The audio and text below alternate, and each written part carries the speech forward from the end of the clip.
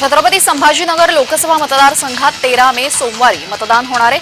त्या दिवशी आपल्याच आस्थापनेतील कामगार कर्मचाऱ्यांना मतदानाचा हक्क बजावता यावा म्हणून पगारी सुट्टी देण्यात यावी असे आदेश जिल्हाधिकारी आणि जिल्हा निवडणूक अधिकारी दिलीप स्वामी यांनी दिले। त्याचबरोबर छत्रपती संभाजीनगर लोकसभा मतदारसंघात व जिल्ह्यात 13 मे रोजी होणाऱ्या मतदानासाठी स्थानिक सुट्टी असल्याचंही आदेशात नमूद करण्यात आले।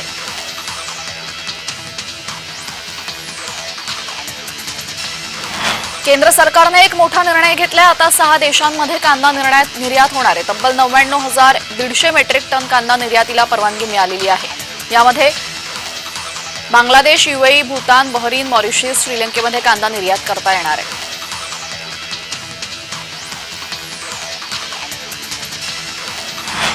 शनिवारी केंद्र सरकारने 99 मेट्रिक टन कांदा परवानगी दिली। स्वाभिमानी शेतकरी संघटनेचे प्रदेशाध्यक्ष संदीप जगताप यांनी त्याचं स्वागत केले आहे। अशा परिस्थितीत 99,000ची अट न टाकता संपूर्ण कांद्याची निर्यात बंदी केंद्राने उठवायला हवी होती असंही ते म्हणाले।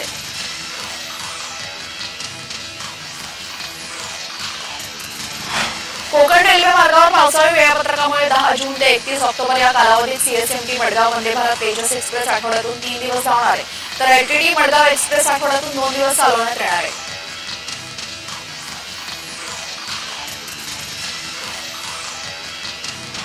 नवावी थाटा हिरामंडीचा प्रीमियर सोहळा मोठ्या दिमाखात पार पडला। अशातच अनेक कलाकारांच्या सोबतीनं अमृता खानविलकरने देखील या सोहळ्यात चार चांद लावले। काही दिवसांपूर्वी झालेल्या मुलाखतीत अमृताने दिग्दर्शक संजय लीला भन्साळी यांच्यासोबत काम करण्याची इच्छा व्यक्त केली होती आणि तिने हिरामंडीच्या जगमगत्या सोहळ्यात संजय लीला भन्साळी यांच्यासोबतचा एक फोटो सोशल मीडियावर पोस्ट करून त्याला खास कॅप्शन सुद्धा दिले। अमृता सध्या वैविध्यपूर्ण भूमिका साकारून प्रेक्षकांच्या मनावर अधिराज्य गाजवत असून संजय लीला भन्साळी यांच्यासोबतच्या फोटोने सगळ्यांचं लक्ष वेधून घेतलंय।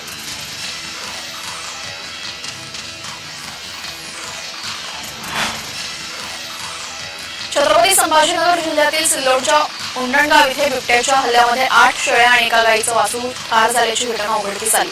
उंडणगाव येथील कैलास धनवाई शेतकऱ्याने आपल्या जवळ असलेल्या शेळ्या आणि गाई वासरू सायंकाळी नेहमीप्रमाणे घरासमोरच्या गोठ्यात बांधल्या।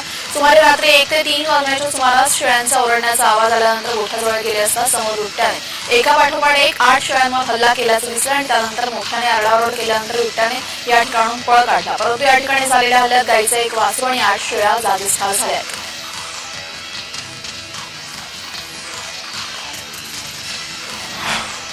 खेड तालुक्यातील गवेगाव येथील चंडिका मातेची जत्रा मोठ्या उत्साही वातावरणात पार पडली। वाजवताचे ढोल ताशांच्या गजरात पालखी मिरवणूक काढण्यात आली। चंडिका मातेच्या भेटीला आजूबाजूच्या गावातील देवांच्या पालख्या येतात। ही प्रथा ग्रामस्थांनी आजही जपली असून ते पाहण्यासाठी नागरिकांनी मोठी गर्दी केली होती।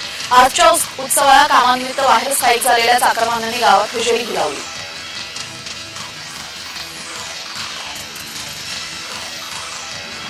ओबीसी बहुजन पार्टीचे सांगली लोकसभेचे उमेदवार प्रकाश अण्णा शेंडगे यांच्या गाडीला अज्ञातांकडून चप्पलांचा हार घालण्यात आला, तसेच गाडीवर शाई फेकण्यात आली।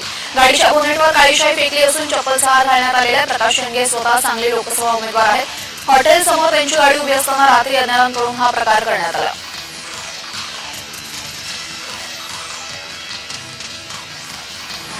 काही दिवसांपूर्वी टिपक्यांच्या रांगोळी मालिकेतील शशांक म्हणजेच अभिनेता चेतन वडनेरे लग्नगोंधळात अडकला। 22 एप्रिलला चेतनने अभिनेत्री ऋतुजा भारत हिच्याशी लग्नगाठ बांधून आयुष्याच्या नव्या वाटेवर पाऊल ठेवलं।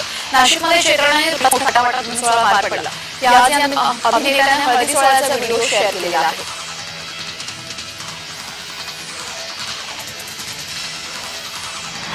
कांदा निर्यात सुरू झाल्यानंतर दिंडोरी येथील उन्हाळे गावामध्ये मोठा जल्लोष करण्यात आला। भारती पवार यांच्या प्रचारादरम्यान जल्लोष झाल्यानंतर गावकऱ्यांनी पेढे वाटून सरकले। अबकी बार मोदी सरकार भाजपच्या पदाधिकाऱ्यांनी घोषणा दिल्या।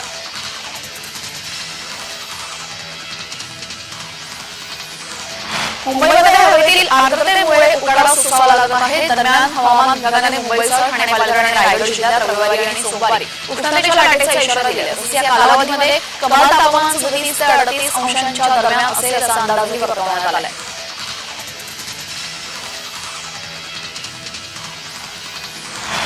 दक्षिण मध्य रेल्वेच्या नांदेड विभागातील रेल्वे मार्ग विद्युतीकरणाचं काम पूर्ण झालं असून इतर किरकोळ बाबी आणि सुरक्षिततेच्या दृष्टिकोनातून तपासण्या करण्यात आलेल्या आहेत। त्यामुळे येत्या 15 दिवसांमध्ये नांदेडपर्यंत इलेक्ट्रिक रेल्वे होण्याची शक्यता आहे। दक्षिण मध्य रेल्वेच्या नांदेड विभागाने संपूर्ण मार्गाचं विद्युतीकरण पूर्ण केलेलं आहे। 31 मार्च रोजी रेल्वे प्रशासनाने काम पूर्ण केल्याची घोषणा केली। मात्र अद्यापर्यंत नांदेडहून इलेक्ट्रिक रेल्वे धावलेली नाही। काही ठिकाणी विद्युतीकरणाची किरकोळ कामे सुरू असल्याचे निदर्शनास आलेलं आहे।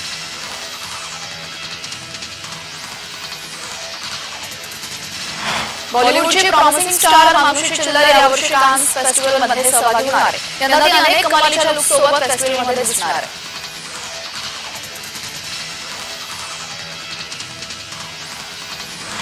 दिग्गज अभिनेते कमल हसन यांची लेक श्रुती हसनचा ब्रेकअप झाला. तिचा बॉयफ्रेंड शांतनु हजारिकासोबत 4 वर्षांचं नातं संपलं. दाक्षिणात्य सिनेमांपासून ते बॉलिवूडपर्यंत आपल्या अभिनयाचा ठसा उमटवणारी श्रुती सध्या तिच्या या ब्रेकअपमुळे चर्चेत आहे.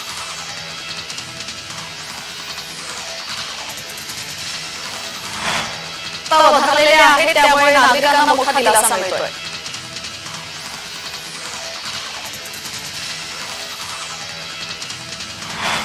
बहुचर्चित महादेव वेटिंग ॲपचा प्रचार आणि प्रसार केल्याचा आरोप प्रकरणी अभिनेता साहिल खान याला मुंबई पोलिसांनी ताब्यात घेतल्याची माहिती समोर आली.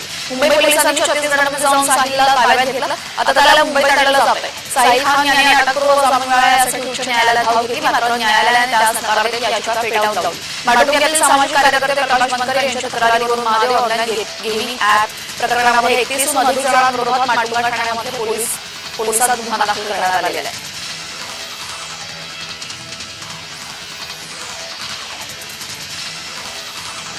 उत्तर मध्य मुंबईमधून भाजपाने ज्येष्ठ विधिज्ञ उज्ज्वल निकम यांना उमेदवारी घोषित केली. याच पार्श्वभूमीवर उज्ज्वल निकम यांचा रविवारी प्रचाराचा मेळा फोडण्यासाठी मुंबादेवी मंदिरामध्ये सर्वजण गेले होते आणि मुंबादेवी मंदिरामध्ये दर्शन घेत त्यांनी प्रचाराचा मेळा फोडला.